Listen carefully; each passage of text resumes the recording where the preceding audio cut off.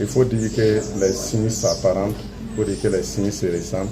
Au niveau du paludisme, vous allez avoir une fièvre. Au niveau de la dengue aussi, il y a la fièvre. Vous allez avoir des maux de tête au niveau du paludisme. Au niveau de la dengue, les maux de tête aussi sont là, mais c'est que là-bas c'est encore plus intense. Vous allez avoir des douleurs rétro-orbitaires, c'est-à-dire les douleurs derrière l'orbite, au niveau des yeux.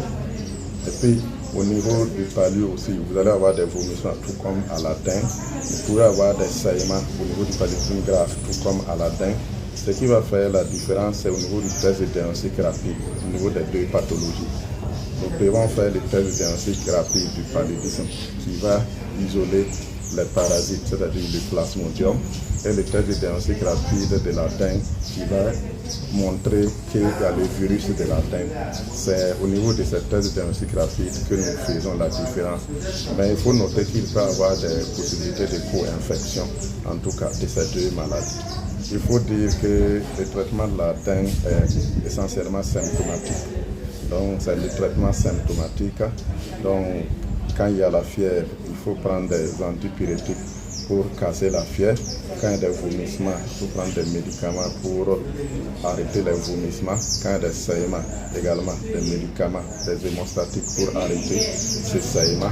En tout cas, tout ce qui est symptôme, il faut utiliser des médicaments appropriés.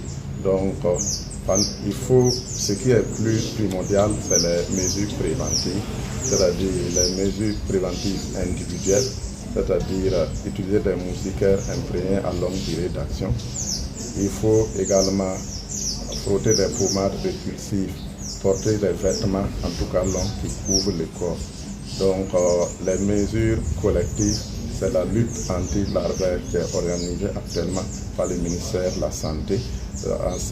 À ce niveau, nous sommes en train de faire la destruction physique des gîtes larvaires dans les concessions et pas avec l'appui des municipalités, en tout cas hors des concessions.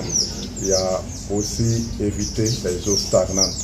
Il faut travailler à avoir un assainissement du milieu de vie et du cadre de vie. Donc aussi, il faut qu'il y ait une connaissance, en tout cas, de la maladie, en tout cas par la population. Si tu connais quelque chose, tu sauras comment prévenir cette maladie.